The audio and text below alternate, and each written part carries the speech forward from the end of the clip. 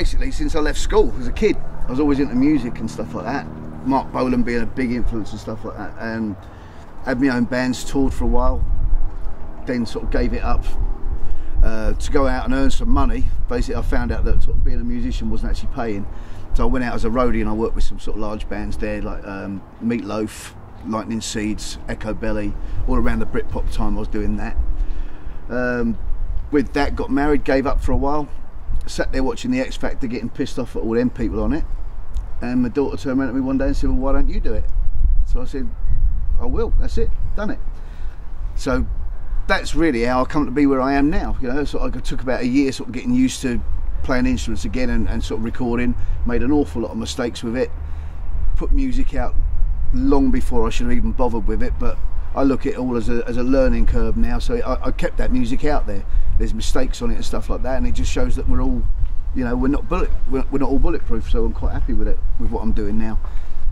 The way the music's coming together now is just purely from sort of learning and again taking time, not rushing things anymore. It's sort of like the idea comes and I'll work with the idea and just see where it ends me. You know, I'm quite happy doing anything. This is why I'm not really, I can't be put in a category of, you know, rock, pop or anything like that, because I don't listen to other bands now, because I find it sort of like it'll influence how I'm writing and what I'm doing. You know, I see so many times bands sort of say we sound like Metallica and we sound like Def Leppard or whatever. Whenever I see a band doing that, and this is no disrespect to other bands that doing that, but when they actually put themselves in a bracket saying we sound like, I just see them as they're a band that are cloning another band, you know. So I just do it my own way. I tend not to listen to anything, and you know, just hope I get a result out of it. If it sounds rock, it's rock. If it's not, it's not. You know.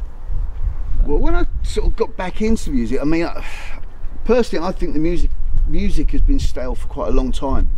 I mean, if you sort of notice now, a lot of chart bands are now picking up samples from 70s and 80s music and sort of working with that. Okay, it's great, it's technology and it works. It's not something that I would really do, but that's because I can't.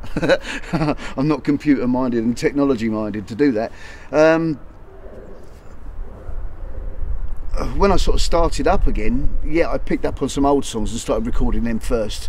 Again, just to sort of get the feel of what I was doing and that. And to be honest with you, the better stuff has been the stuff that's been written more recent, and it's stuff like I've just sort of sat there, as you do, sort of mucking about, and then the next thing I've got a song going off of it. You know, I'll be humming in the garden, and then next thing it's like, well, get it up and put it on tape and just build from that.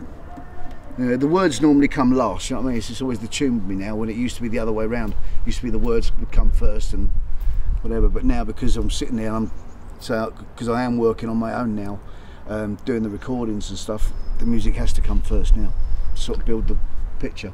You know, God bless the internet and whatever, that makes life an awful lot easier.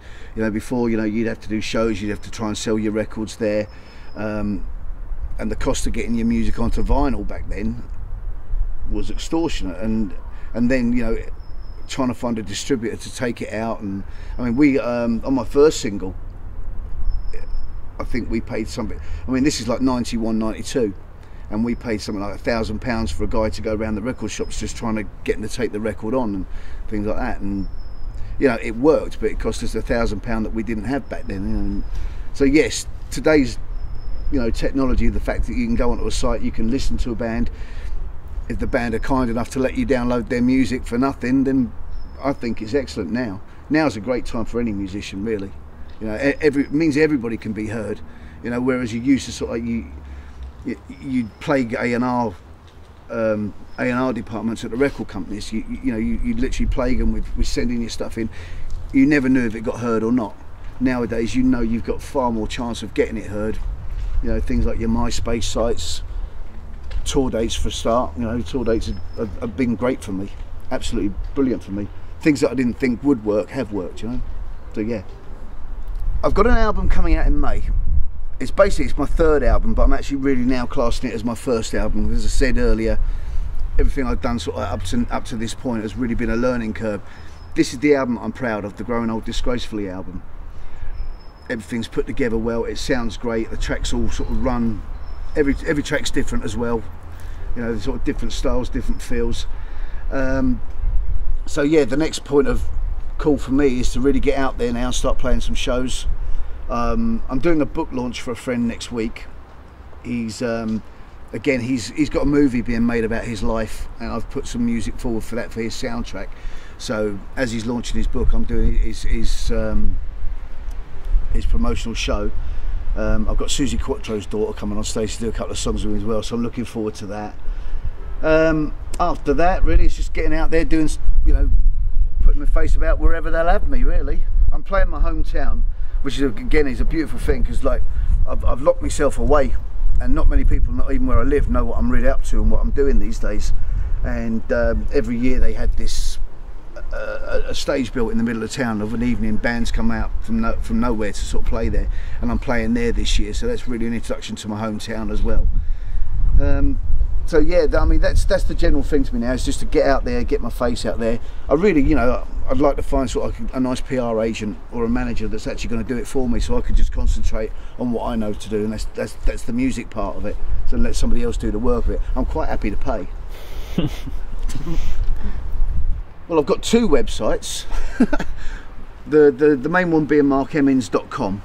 If you go on there, basically, you know, it's all the usual stuff. It gives you your blogs, it shows you all the videos I've done, where you can purchase music from, links to different things that I'm doing, links to friends of mine and stuff.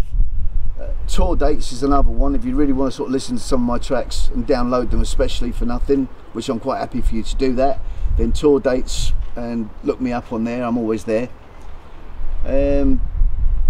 Again, you know, I've got my MySpace sites. I think everyone's got their MySpace sites, whether or not they use it or not, but I believe there's one or two people that actually still live on MySpace.